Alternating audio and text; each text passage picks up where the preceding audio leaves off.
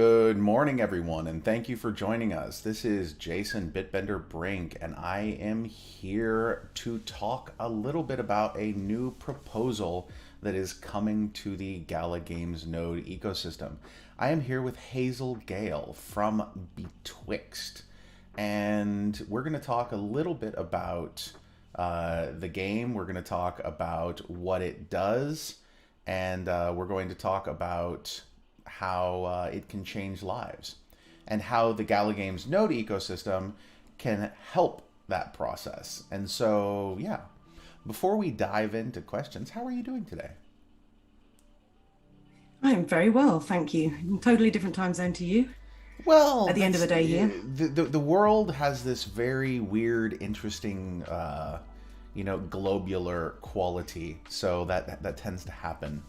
But it is a beautiful, very rainy morning here today, and very happy to be talking to you. I had a good conversation with Alyssa last week, and or the week before. Time really flies around here, and looking forward to getting to know you a little bit more here as well. So yeah, tell me a little bit about what you guys are trying to do. So, well, we have built actually a game called Betwixt, which we are moving into the metaverse. So the idea is that it's going to be the first play to thrive game in the metaverse. It Oh, is an 11-act adventure with evolving generative artwork that is sculpted by the players' individual choices through the game. The game itself is a choose your own adventure story, and it helps people to ask and answer the questions that lead them to self-insight and courage and clarity. oh, that's fantastic. We're big fans of generative art. We're obviously big fans of what you guys are doing. Um, what sort of challenges have you run into so far with in terms of funding and whatnot? I know that that's been something that we've discussed a little bit. So yeah, we've so far we've been bootstrapping for just over 2 years to build Okay. this so far. The we thankfully have had three small grants and investment from one startup accelerator right at the beginning of the journey. Hmm. We tried to we sort of ventured into a funding round with VCs at the beginning of this year, which we did not have a good experience with. I'm not casting any aspersions on them, but Sure, sure, the sure. reason it didn't work is because we're not building something that works for them, because what they need Right. is to see that whatever they're putting their money into fits the model that they already know. And the whole idea behind our experience Play to is that thrive is model is not not working. right. Exactly. Okay, so Play to Thrive is an It's entirely not. It's new. It's a new concept. Nobody's ever really done this before. Um, I dig it. I dig it. I like the model and the moving in a new direction here. And I think that I'm just getting everybody in our community to jump into the live thread or the live stream. So we should start getting some interesting people here shortly. One moment. Let me give people. Looks like there's a problem with the YouTube stream too. Oh, that's not going to work. No, this is totally not. YouTube. Settings. Let me see if it'll let me change this right now. It didn't allow. Oh, it didn't update anything.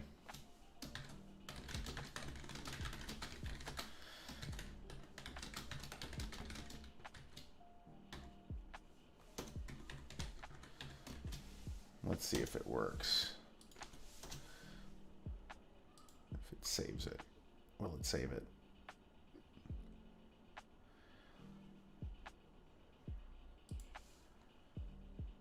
Yeah, okay, great. It updated the title. Yay! Sorry about that, guys. YouTube's description was a little bit off.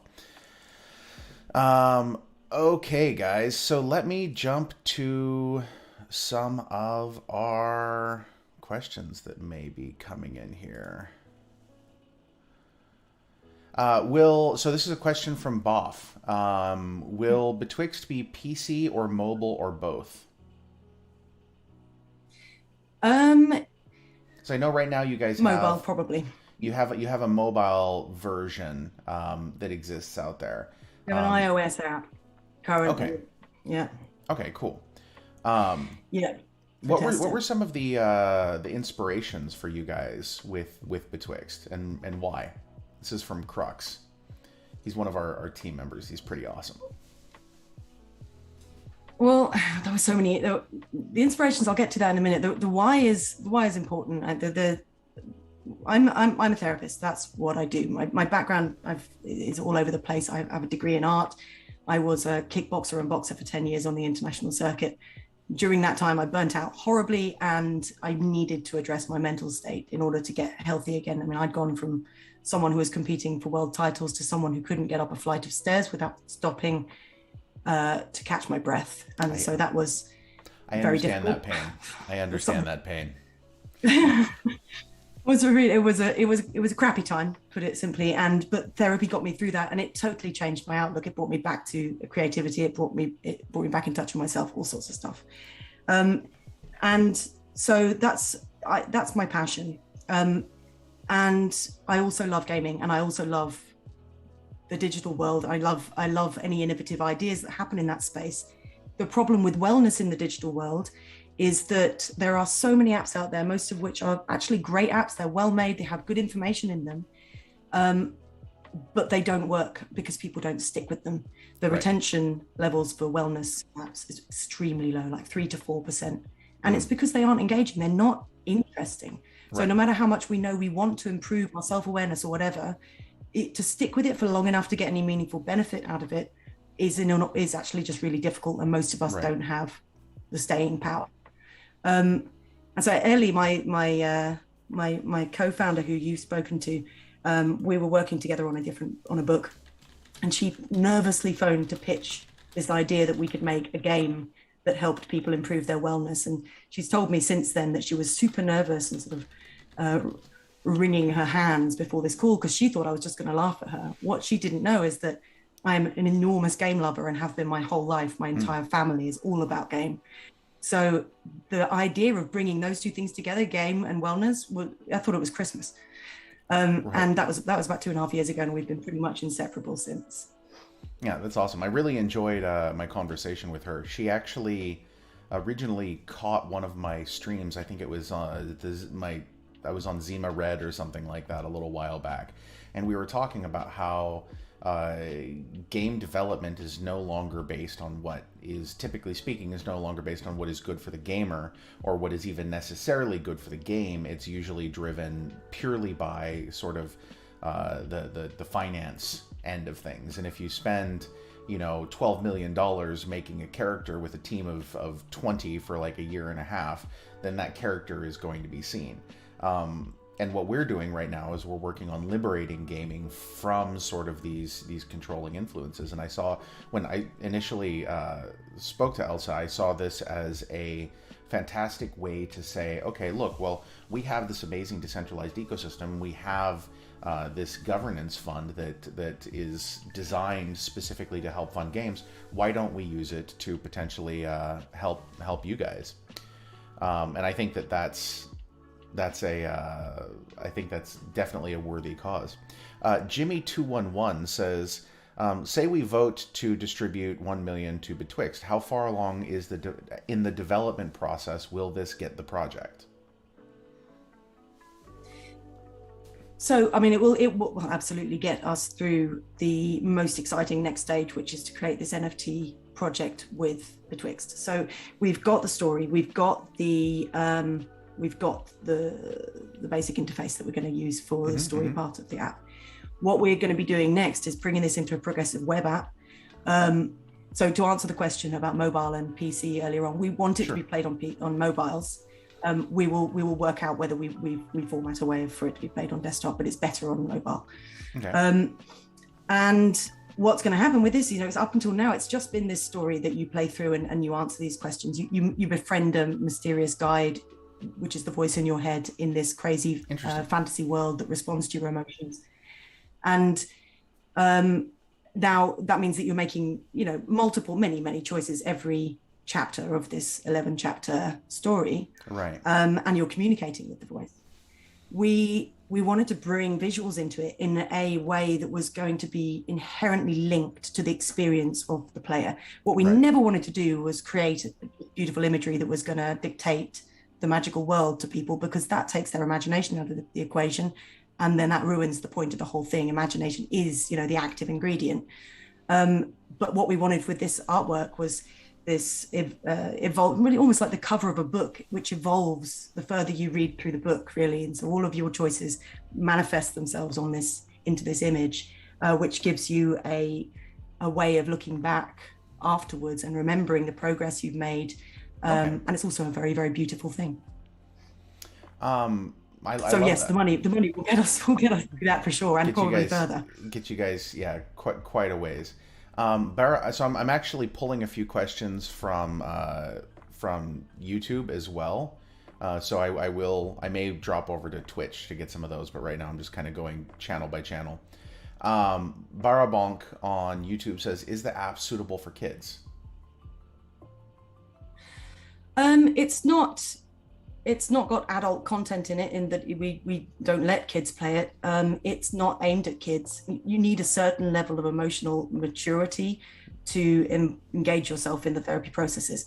Right. That said, we literally this week spoke to an incredible tester whose 12-year-old came on the Zoom call, super enthusiastic, having played the game. We were blown away. We were not building it for kids at all, but this particular kid got a lot out of it. So How many your testing process? How many testers have you guys? How many users have you run through the project so far? over 6,000 so far, across the various different stages. And we've spoken to a hell of a lot of them. This has been our priority. One of the things we love about the Web3 space is that it's such a collaborative space, and things don't get built well if you sit behind some expensive desk somewhere and decide what people need. They get built well if you get involved with from those the people. We've discovered the same in the gaming space. Like the traditional gaming, the way that it usually works is you build a game and then you release it in the Philippines and you let a few people play it, and then you maybe bring it to the rest of the world or make some changes based on that. What we're doing is we are constantly involved with the community here, and I think that that's what is going to make these games much better in the long run. Leon T asks, "Is this like Dreams?" Well, yes, the chapters of the game are called Dreams. Oh, there you go. I don't know if Dreams is a product. If Dreams is a product, I don't know about, but I don't know either. It's a little bit like lucid dreaming. Does Dreams have a capital D, Leon? No, it doesn't. But then again, this is a YouTube comment. You're lucky if you get any capitalization at all, or punctuation. to be honest. Ooh, Anand really likes this. Sorry, go ahead. Oh, no, I was going to say the chapters themselves, we call them dreams because you step into this very, very strange world that is a little bit like being in a dream, but with increasing levels of lucidity. For anyone who's done any lucid dreaming, I dabbled in that in the past, and it's an amazing thing. Is when your conscious awareness wakens into the dream, and then you can do whatever you want. I was still boxing when I was lucid dreaming, and I sparred Mike Tyson in my dream, so it doesn't get much better than that. No, and because it was a dream, obviously I did well and didn't die in 2 seconds. Well, so the chapters are a little bit like lucid dreams because you're controlling this crazy space. Okay, so Ed777 asks, how do NFTs fit into this project? Can you give an example? Do you mind if I take a crack at answering that to make sure that I understand this in its entirety? So essentially, there's going to be 7,777 of these NFTs initially, right? And each one of them, you essentially start out as the equivalent of a blank canvas. And as you progress through the game, based on your decisions, probably with a degree of random variance and generative nature and a bunch of other things that may become involved in this, that NFT will grow and evolve to become something that is representative of you and your choices as you go through all 11 dreams. And then at the end of it, you have something that is unique and representative of your growth and development. So you will always have that, you know, to basically represent that journey. Is that accurate? Yeah, that's exactly it. Okay. And on top of that, you'll see it in stages in between the chapters as it grows. So you can also, we're going to let people download like a backlog. Not Hmm. each individual image won't be an NFT, but the last one will be an NFT. But they'll Okay. get to see this growth and change through the image. And they'll also be able to download, of course, their story, which means that they essentially end up with the book of themselves. Okay. Awesome. Um, let's see. I got a lot of questions here. So Bashar says he wants more notice. Yeah, I'm sorry. This was a little bit. This wasn't supposed to be pushed this quickly, but my travel schedule made it so that if we were going to do an AMA, we had to kind of accelerate things just a little bit. Don't worry, the node vote is not right now. We're not going to do the node vote tonight or anything like that. So don't worry, you can have plenty of notice on that. I just wanted to get it out there, get the communication going so that people could have you know, the ability to ask some questions. Lots of awesome comments here. And so Elsa is a mental health researcher and writer, and good to check out her background on this. And he includes some links to her LinkedIn. But she doesn't seem to have prior released games. Not necessarily bad. It just means that there's no measure of previous success. I would kind of push back on that a little bit. What they're doing hasn't ever been done before. So, and it's not really a game in the, this is a MOBA, or this is a thing that fits into a nicely, compartmentalized box that everybody understands. They're innovating and creating something new, and this is giving the Gala Games node ecosystem a chance to make history, because creating something completely new and funding in a completely new and decentralized fashion like this has not really been done. And I think that that's a very, very interesting combination. The expectation is Q1 2022, so the game is almost finished. How will introducing crypto change the game? Will it affect it negatively just to force it in? Would love more details. And then there's one more question, so I'll let you handle that one. I think it's mostly the NFT aspect, right? Yeah, the NFT is the only thing that will be evident in the game, right, that's coming from this. It's the honest answer is I don't know how crypto will affect this. This is new to us. We're extremely excited about this world, and we know it's the right place for us, but we don't know exactly where it's going to lead. The dream for Betwixt could be anything. We could end up with Betwixt in AR, VR. We're certainly probably going to make probably going to make an audio plus. Right, something makes it a little bit more accessible. I would love that. I think that's super cool. And what will the 1 million be used for? Will it be enough for launch? Absolutely, it'll be enough for launch. I mean, it will be enough for us to. The first step is to get this NFT project going. We're currently developing the web app. This would mean that we could bring in more dev power, which is a massive thing.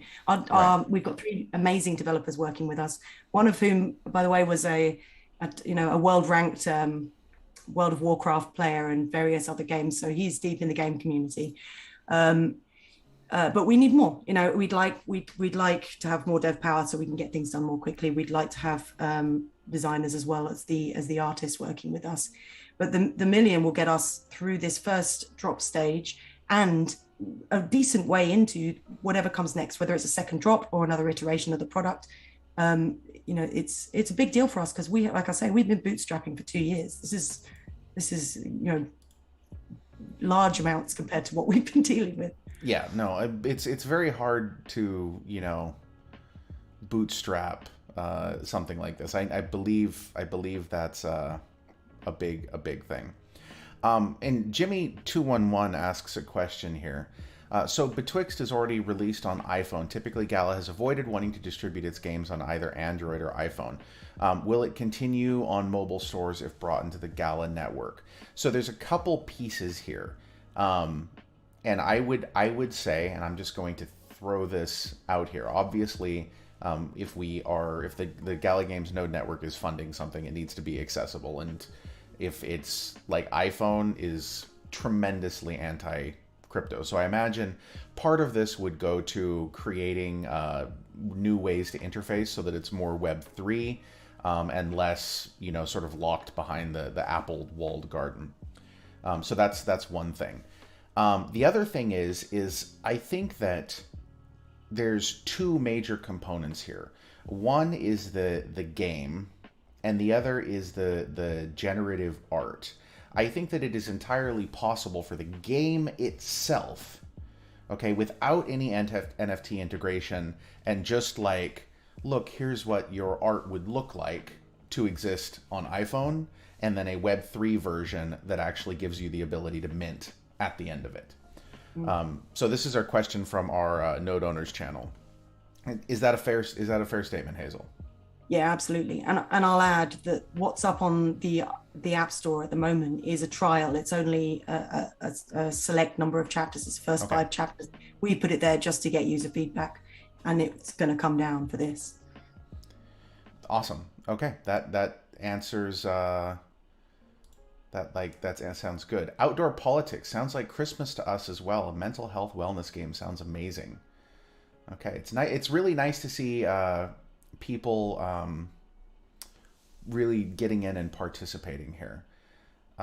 Would Betwixt expand beyond Chapter 11 into the broader Galaverse? This is from Farouk on YouTube. That's what we hope. First of all, we've got plans for beyond Chapter 11. There are lots and lots of different things we can do. The great thing that happens over the course of those 11 chapters is that the player develops a really real feeling relationship with the key character, the voice in the game. And our users have given that feedback constantly. They keep saying, well, I know it's just an algorithm. I know it's just a script, but I can't shake the feeling that I'm actually developing a friendship here, which is so important, because without connection, you don't change. I was actually just talking to my wife about this yesterday, how so much of what we do in life is an algorithm. It's a script. A very constant conversation that we have is that I'm a bit of a workaholic, which I don't think anyone here has probably noticed. But I tend to go into work pretty hard. I started at 4 this morning and finished at almost midnight last night. This is just how I do things. And to a large extent, that is a program. It's a script that runs on my brain that says 4 a.m., time to wake up, time to run, time to do the things, except all without actually running, because running is not fun, so I don't want to do that. But all of this is programming. So I think that having your mental algorithm interfacing with another external algorithm makes perfect sense. Amer from BTB is one of our pretty popular guild in our Discord, says, can you expand on the role of therapy professionals in Betwixt? Are they driving the game design or just on the board? Well, I'm a therapy professional and I'm writing the game. So I'm the one who's most deep involved in it. I'm the one who's integrating. I work with our writer is called Natalia Theodorodou. He is a award-winning fantasy author. He and I work together very closely to integrate the therapy processes and the fantasy story, which is extremely fun. I love doing that work. Nice. We've also collaborated with Natalia Theodorodou on Nasos, his friend. Oh, wow. Okay. Natalia Theodore on Twitter. Yeah. That sound right? Yeah, that's Go ahead right. and follow, and I'm going to drop this into the chat. Nebula finalist. Nice. Yeah. Okay, so I will go drop this in the chat so everybody can see that. Boom. Okay, continue. So I mean, I'm the key person doing this. the therapeutic integration. We've also collaborated with a number of behavioral change specialists, psychiatrists from the British Board of Psychiatry, and various other therapy professionals along the way for feedback and ideas. And that's been almost as important as the user feedback that we've been getting along the way.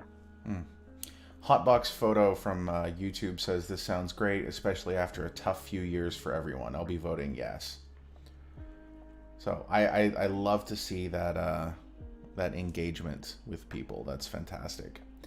Okay, let's go ahead and interesting. This is I'm just going to read this whole paragraph from Anand. Bitbender, how about the concept of having the voice guide people through their fantasy experiences akin to other Gala games, or explicitly tied to them, where they could correlate story-driven game-like experiences as correlates to real-life experiences? I'm probably not saying this well, but I'm thinking of how team sports provides life lessons and drawing parallels using other Gala games platform assets. You'd expand their art IP rapidly, which might help speed development on the special sauce they're building around the psychology therapeutic elements. I think it's an interesting comment.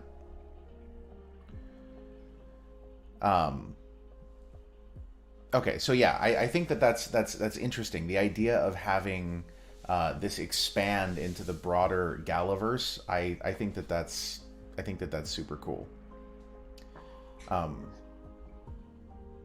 The role of metaphor and story means in this, the beauty of doing that is that the story is what therapy is all about anyway, and story and connection. Right. And the beauty of that is that people apply their own meanings to the basic story.